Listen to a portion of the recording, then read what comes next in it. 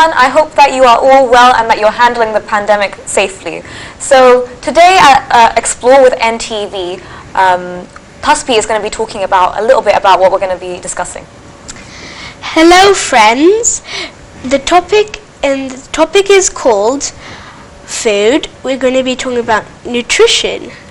And of course food, because that's the topic. So before we get onto that topic, I see that you have a friend there. Can you introduce her? Yes, her name is Flora. Hello friends. Hi Flora. So can I ask you a few questions? Of course you can, Nadira. Okay. So what is some of your favorite foods? My favorite foods are dog treats.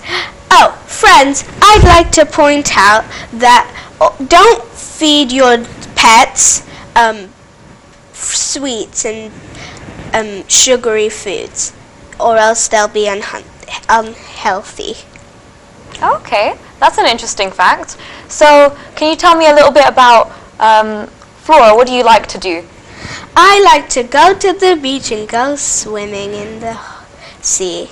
Oh, that's nice. How comes, do you like exercising, Flora?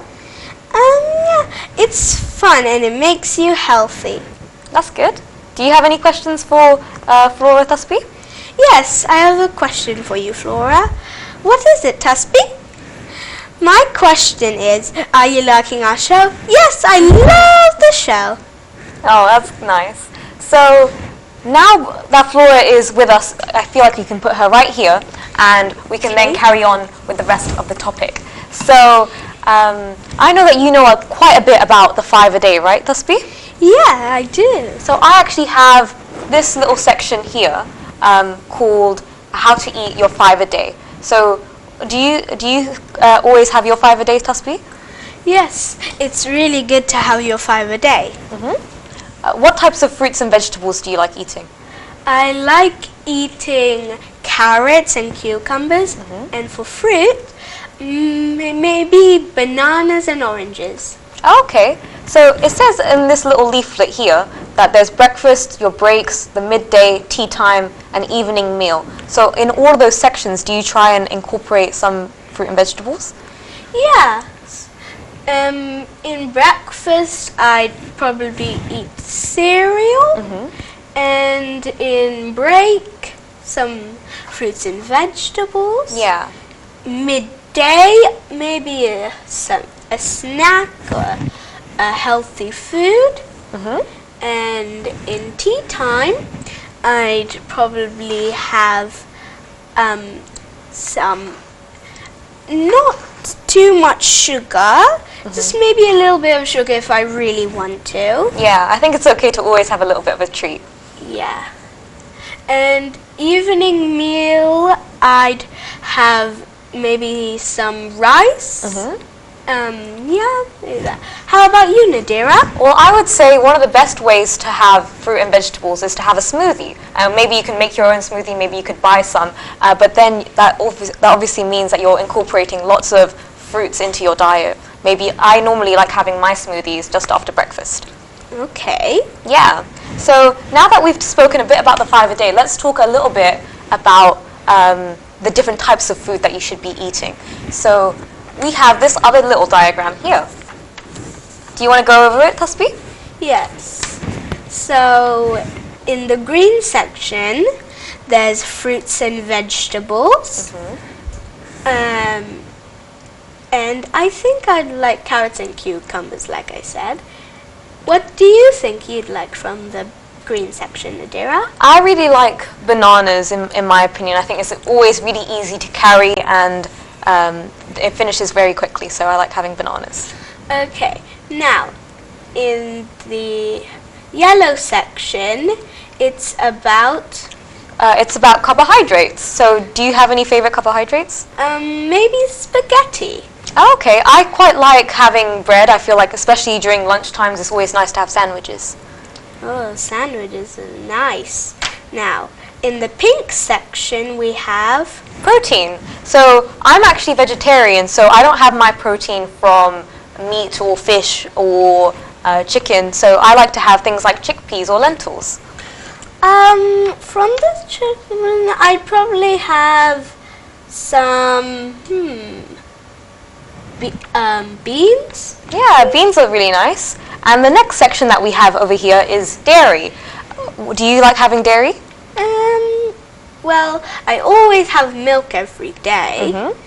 And yeah, that's mostly, and maybe some yogurt as well, actually. Yeah, What about you, Nadia? I really like yogurt too. Often now I'm trying to transition from having animal-based milks to having now plant-based ones. So I don't know if you've noticed in the supermarkets, but there's like almond milk, there's oat milk. Have you ever seen any of those? Yeah, I think I have seen some. I think it tastes quite nice in the cereal. I feel like it gives an extra flavor, in my opinion. All right. And there's oil spreads. Yeah, so with the oils and spreads, this also includes things like sugary foods and like junk food. So obviously that should be kept to a minimum. The majority of the food, as you can see here, It's is very little. yeah, You it's can very barely little. see it. Yeah, exactly. So the majority would be fruits and vegetables and your carbohydrates. That's really important. Yeah. Yeah. Another thing about this is it also says to have roughly 6 to 8 glasses of water. So I feel like people often forget about that, right? Yeah. Do you have any advice on how people should drink more water? Well, maybe you should have it like that. like this. Thing. Maybe. Sorry. Maybe you can have it like every breakfast break and dinner. You could have 2 glasses. Yeah, that's a really good idea actually, having it every single part, so your breakfast, break, midday, tea time and evening meal. If you incorporate water into that, maybe 1 or 2 glasses of each of those sections, you'll definitely cover at least 8, right? Yes. Oh, Nadia, I see you have a model with you. Oh yeah, I do have this model with me. So this model shows all of the organs in the human body. Now, when we're discussing food, I think it's really important to even just be aware of what organs you have. So obviously here you have the heart and the lungs. You also have the liver, stomach, and the intestines. So actually, a really fun fact that maybe Tasbi you might not know is that your intestines, your inner intestines, they're actually so long. They're probably longer than your whole height. Wow. Yeah. But they're all bundled up inside, so that you can't actually. So they're all stuck inside your tummy, so you can't actually see that. Ooh. Oh my goodness, that is a bad book. Now, I wonder if I have those things like the human body. Well, actually, friends, the dog's body, I mean any pet's body, is different to the human's body. They are fairly different, but they also have very similar organs. I guess with a dog has a very similar structure. They have 1 stomach, but did you know a cow has 6 stomachs? Wow. Yeah, lots of animals have very different organs, and obviously we always, cows are farm animals. We always see them, but actually they're quite very different animals to us. Yeah, animals aren't as quite as humans. Yeah. But they're sometimes similar. Yeah, there's similar characteristics, like how Flora here obviously has very similar organs to us. And did you know also that the biggest organ what's the biggest organ in the human body? Ooh, what is it? Can you guess? Based on this, can you guess which one? Maybe that one? The intestines? Actually, the biggest organ in the human body is your skin. Your skin is considered an organ. Really? Yeah. Did you know that? No, I didn't. Yeah. So there's lots of things when it comes to food and the human body. We always want to be healthy, right? Part of being healthy is also exercising as well as eating healthy. Oh, wow. That's really a good fact that you just said. And the human body is a part of you, so you have to take care of it. It's important to take care of it. Now, Tasbi, I know that we've been talking a little bit about nutrition and stuff, but do you know anything about the food system and like how food is created? Well, of course you have to cook food, and there's different recipes, and food is something, of course, you have to eat, but without water you wouldn't really survive, because the second name of water is life. Really? That's very interesting. I didn't know that. But what I was saying is something related to more like how is food produced. So there's lots of different stages in how we actually get food in the supermarket for us to buy. So there's things like actually getting the resources from like different countries. So things like getting potatoes from South America, things like getting curries from India, and then afterwards they're all transported into manufacturing factories, and then after that they're transported again to the supermarket, and then like you said, you cook them and things like that. Okay. Right? So actually the journey of the food process is quite vast. There's so many people in charge of making sure that you have food ready for the supermarket. Yeah. Food in the supermarket is, well, the supermarket is probably a good place to buy food. Yeah, there's also other places that is a bit more local. Perhaps if you want to reduce your carbon footprint, you should shop locally. One way to do that is to go to local farmers markets and buy foods that are unpackaged, so that you're reducing the amount of plastic that you consume through buying food. Yes. So, of course you have to eat food. Food is important, but don't eat too much sugar, because sugar sometimes can give you brain damage, and you don't want your brain to get damaged, of course. Also, sugar it makes you very energetic as well, right? So I guess you need to find a balance in terms of having how much sugar you have in your diet. But for now, that's what we have for this segment of the show, and we'll see you after the break. Thank you.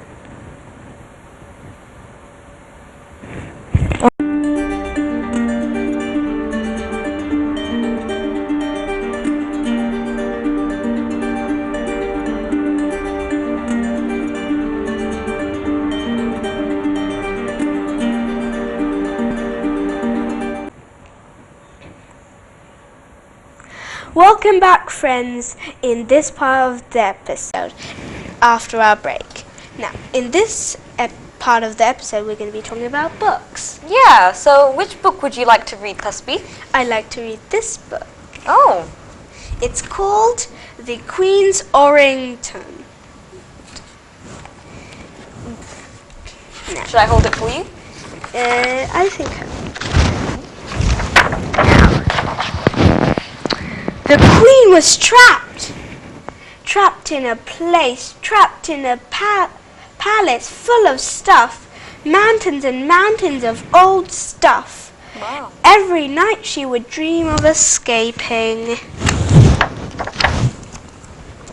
The Queen had so much stuff that when it was her birthday, no one had a clue what to give her. But this year, she knew exactly what she wanted: a solid gold diamond, encrusted starlift. Guess the prince? No, snapped the Queen. Guess again. A great big bottle of brandy, hiccuped a red-nosed duke. No, the Queen said, in a telling-off tone she had heard many times before. A set of Protestants hand and painted with all flags of Commonwealth nations. Guess the royal baby? No, replied the Queen. Well, what then? For one's birthday, one would very much like, announced the Queen, one's own orangutan. A shocked silence descended before the Duke raged. You want a giant monkey?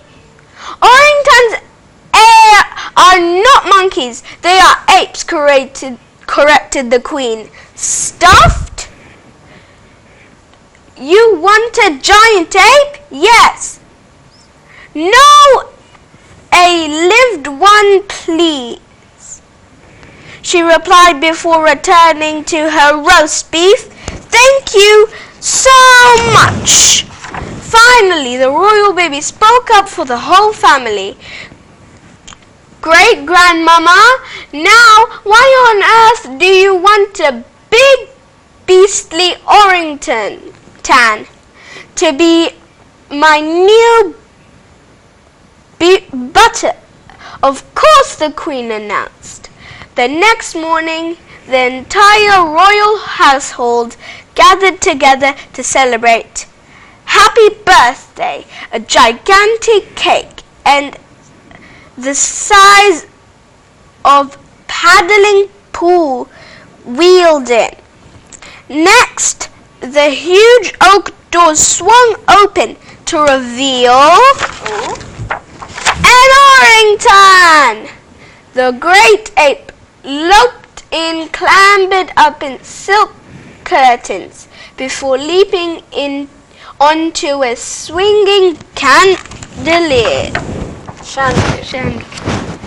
Finally, the orangutan let go and dived into the cake with a giant plop.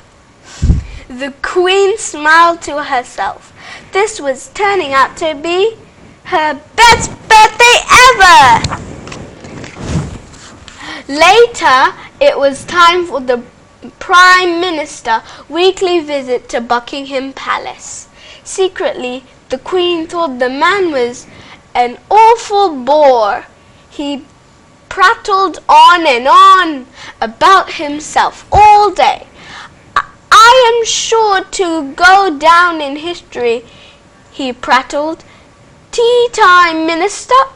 Prime Minister, interrupted the Queen, as the greatest leader of this country has ever seen, you know. On and on and on, he prattled as the Queen new butler wheeled in the tea trolley. The orangutan then proceeded to slurp some tea from the pot before emptying it over the Prime Minister's head. Milk and 2 sugars, isn't it? Said the Queen. That afternoon, Her Majesty was having her portrait painted for the 1000th bum-nubbing time. May I say, how majestical your Royal Majesty looks on this most glorious of days. Your royal birthday, creeped the royal portrait painter. He was the creepiest creep in all a long history of creepiness.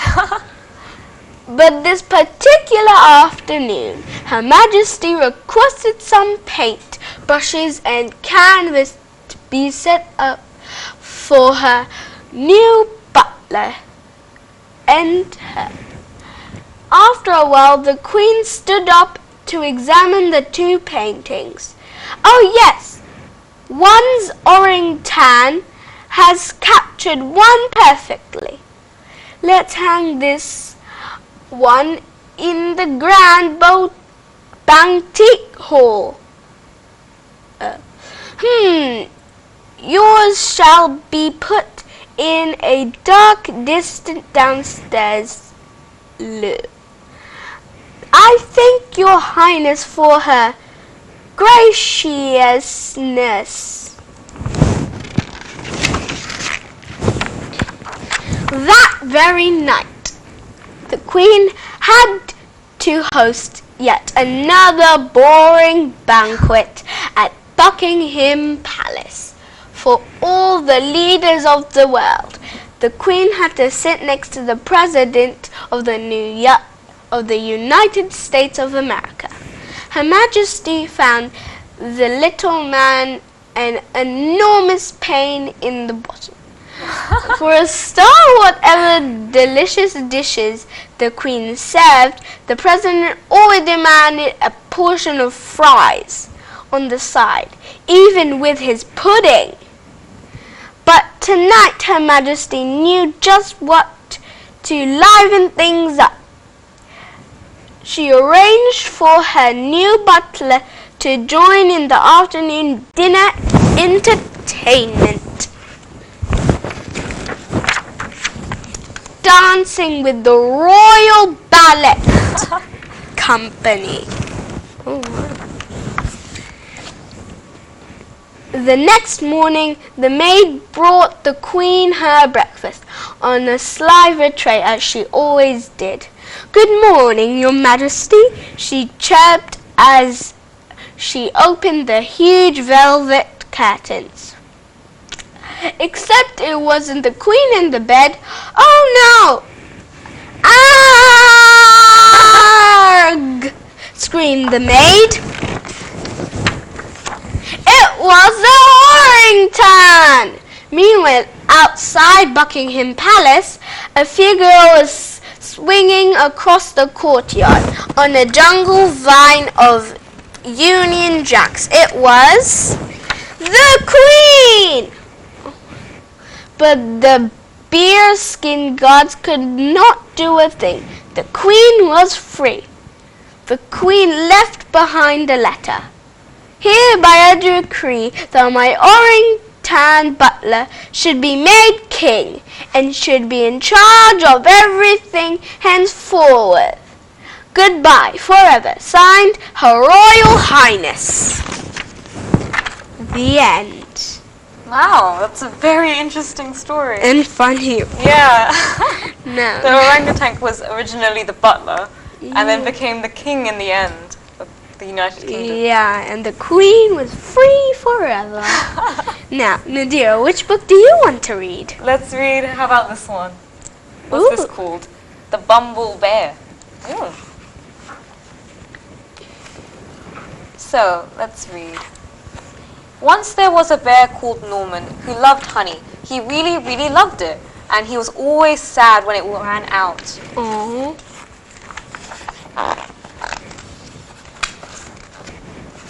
But getting hold of more honey was always a bit tricky. If only he could be a bee, he sighed. I could have so much honey as much as I liked. And then Norman had quite an amazing and brilliant idea. Ooh, what was it? What is it? It was an ordinary morning at bee school. "Hello, bees," Oh. said the Queen. "Who is in charge? We have a new bee at the bee school today." "Ooh," said the little bees. "Everyone say hello to..." Ooh, "Norman." "Hello, Norman." "Ooh," said the little bees. "Aren't you a bit big?" asked Amelia, who is rather a little clever bee. "I'm a special bee," said Norman. "I come from a land far away called Giant Bee Land." Said Amelia. But there must be time. Then it was time for lessons to start. So there was the beginning of the day with some painting. Then Norman joined the buzzing practice before everyone settled down for a nap. Then the bees showed him how to sort around the playtime and have lots of games to play. And Norman was brilliant at waggling and dancing. Then it was time to go home. The next morning was even better. Norman was very good at finding some smelly flowers. The bees really liked him. And he was so funny and friendly. And he always tried his best, even during flying lessons. After lunch, the bees learned how to chase away anyone who came near or after their honey, like spiders, mice, and toads, or even bears. Amelia still felt there was something a bit odd about Norman, and she tried to work out what it was. "Gasp!" Amelia told the other bees that she had found out what she had found out. "Of course Norman isn't a bee," they said. Just look at him. "He's not a bee, and I shall prove it," said Amelia. "Well, when he saw all the honey, Norman just couldn't help himself. After all, he really, really loved honey. "See, Norman isn't a bee, he's a bear," said Amelia. "What the jingles?" gasped all the bees. Said Norman. He was asked to leave bee school at once. With Norman gone, things were very quiet at bee school. Norman was such a funny bee. "Norman was such a busy bee," sighed Amelia. "Norman was a very naughty bear," said the Queen, and the bee school has no place for bears. The bear was big and nasty and trampled all over the bee school. He grabbed the hive and shaked it. The bees tumbled out in panic. They tried to chase the bear away, but it was just too big and too bad. A fearsome buzzing bee burst through the trees. "Buzz! Eek!" squealed the bear. "It's a giant bee," and it ran as fast as it could. The bees were saved, and Norman was a hero. They gave him a big pot of honey, and the Queen presented him with a special award. "You definitely aren't a bee," said the Queen, "but you are no ordinary bear. You are, I think, a bumble bear." And that's the end of the story. And bumble bears were definitely allowed to go back to bee school. Yay! That's a happy ending. Yeah, I feel like this book shows how there is, lots of bears that love, honey, and lots of animals that, obviously get help from having honey. But anyways, that is the end of this segment. I hope you enjoyed all the books. So we'll see you after the break. Bye!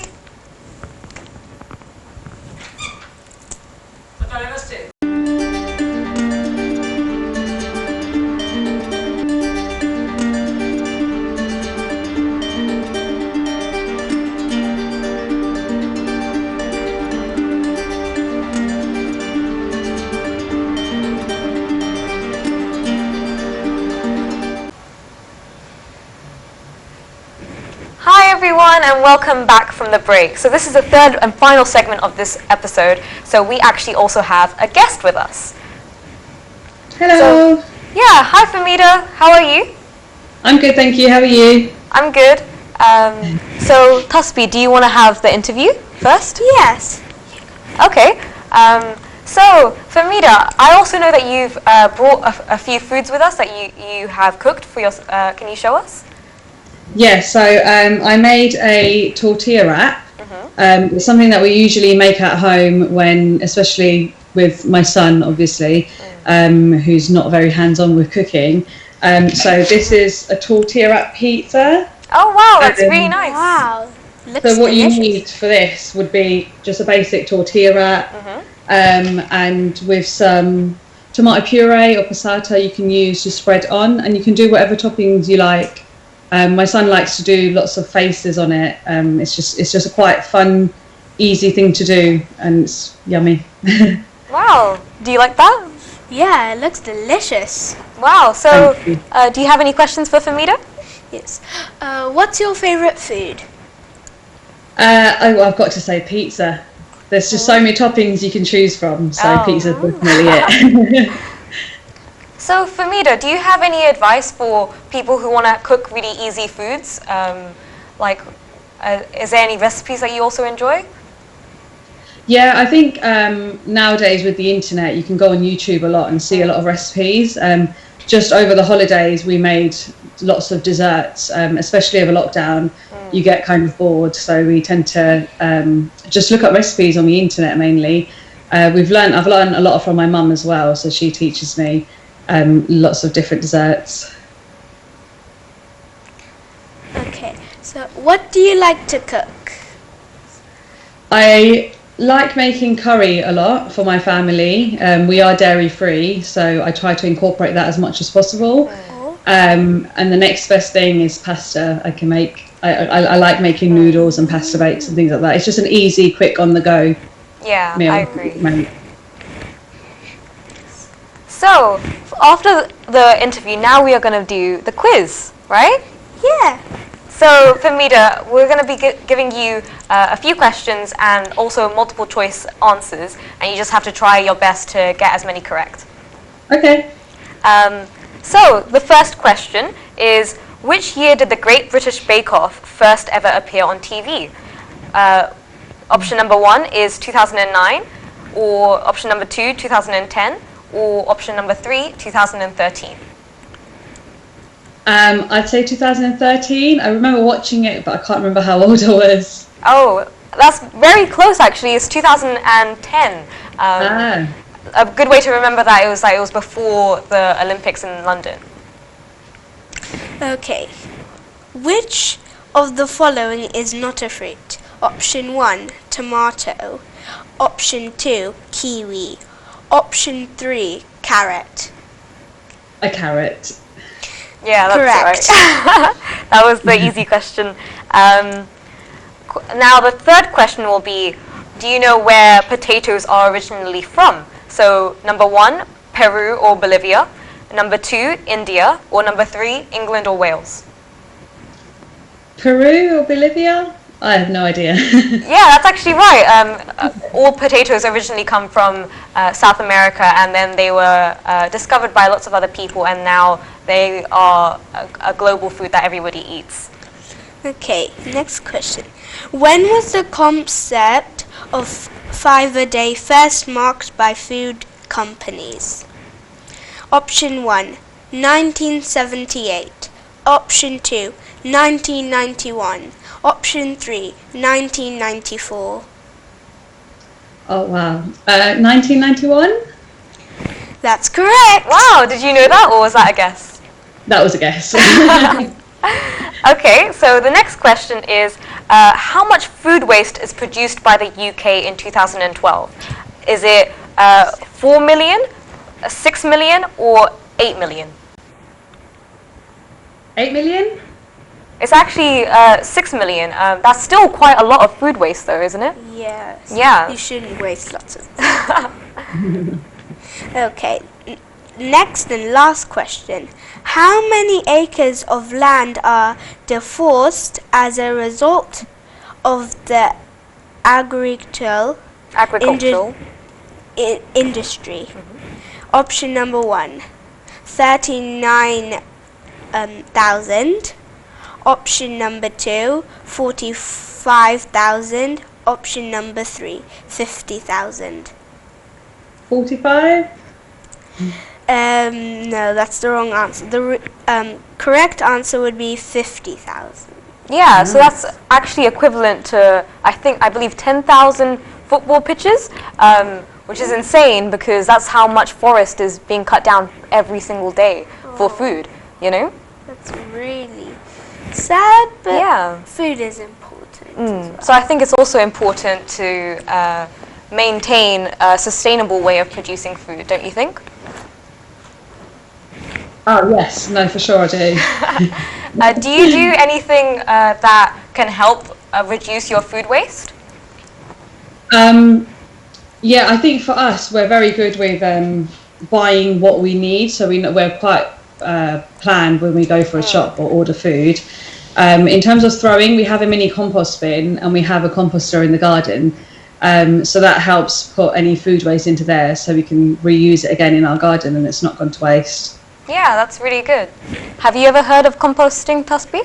Well, yeah, I have heard of composting you use in your garden. Yeah, so actually if you don't have a garden yourself, a good way to do it is to actually give all the compost that you have produced from your food and then give it to like a local farmer's market and then they can use it for their fertilizer.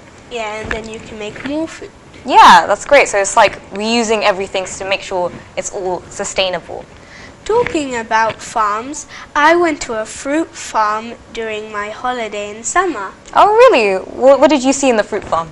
Some plums and some strawberries and berries. That's really nice. Have you ever gone to a fruit farm, Famida?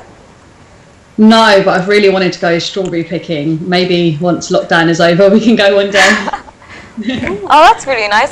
So when you were at the fruit farm, did you go strawberry picking? Yes, I did. Oh. And there were lots of delicious strawberries. Some of them didn't grow yet, but A lot of them did grow. So do you really like strawberries then? Yeah. Yeah, I can see you're wearing a strawberry dress as well Yes. today. That's Yeah. really nice. So, Famida, another question.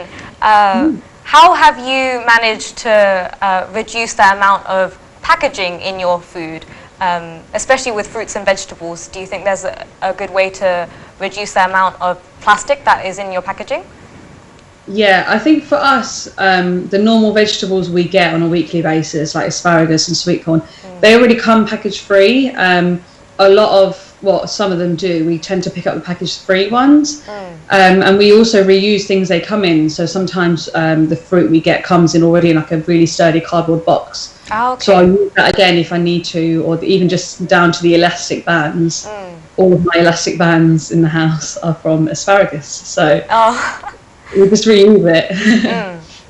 Yeah, because I think a lot of people have this misconception that non-packaged food tends to be dirty or something, or like it's just easier to buy things that are already chopped, for instance, you know. But actually, if you put in the extra effort to wash your vegetables and cut them yourself, then actually you'd be helping the environment, because then that packaging, you wouldn't be buying it, you know. Yeah, and then the environment would get better, Yeah. and maybe your packaging would come quick. Yeah, exactly. Do you do anything else to be sustainable in terms of food, or is it just composting that you do? Do you have any other tips? We do a lot of meal planning. I don't know if that's helping be sustainable, but it really helps cut our waste and be prepared for whatever we need in the week. Yeah. So our fridge is always stocked with things that we need that week instead of otherwise. We do bulk buy bigger foods, so things like rice and things like that. We tend to bulk buy, so that way I'm not just buying little packages at a time. I can just store it in my house and keep using it. Yeah. That's actually true. Like, I agree. I think that sometimes going shopping without a list can actually mean that you end up buying things that you later don't actually eat, right? Yeah, you should always take a list with you in case you actually forget something that you need to buy. Yeah. So I don't know. Do your parents enjoy like having shopping lists? Yeah, it Yeah. makes them remember what they need. Yeah, it helps you get organized, and plus it makes sure that you don't buy anything unnecessarily. And as Famida said, she obviously buys in bulk the things that she definitely knows that she'll have a lot of use out of. So that's a really good tip. So Tasbi, what about you? Do you enjoy, like, how do you try and reduce your waste? Well, of course I do composting and put it in my garden. Yeah.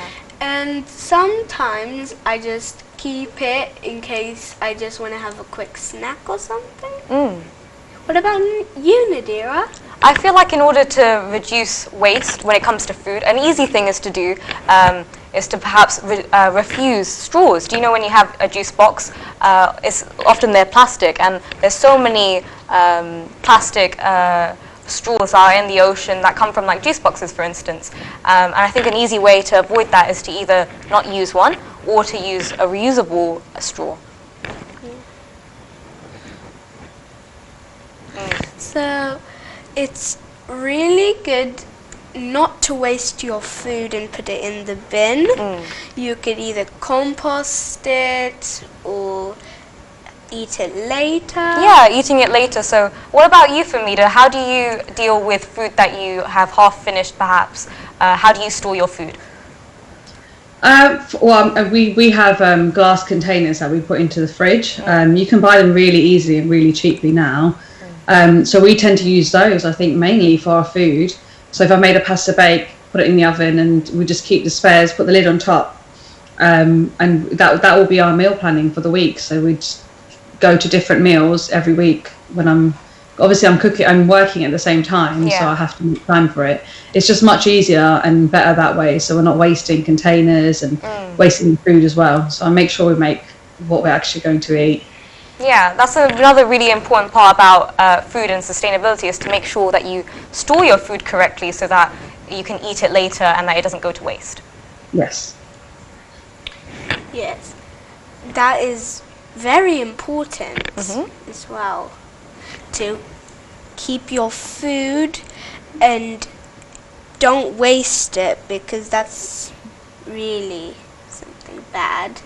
And it's also bad for the environment. Yeah, like the quiz that we said, so much food is wasted. Yeah.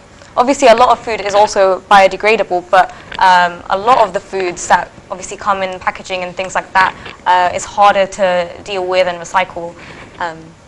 So yeah. Yeah. Sometimes different foods can't be recycled, and you always should eat as much food as you can. Yeah. So you don't get hungry, of course, and you're energized. Some food makes you energized. Yeah. What about you, Famida? How do you keep healthy in terms of what you eat? I think for us, we're already a household that we don't have dairy in our house. So I think that helps a lot. We don't have the usual cheese and things like that on a daily basis. Aside from that, again, it goes back to making a list and making sure you stick to it. Obviously I'm a parent and we're both working, so it's easier to be out and about and keep fit. In terms of eating, we just eat until we're full, and anything left over we will store it for the next day as long as it's safe. Yeah. So earlier on in the show, me and Taspi were talking about the different times of the day. So like the break or your breakfast or tea time. What types of food do you eat during those areas of the day?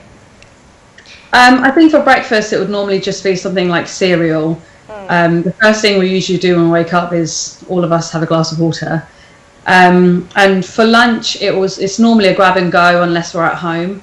So I've started implementing making food the night before work, so I take it in myself.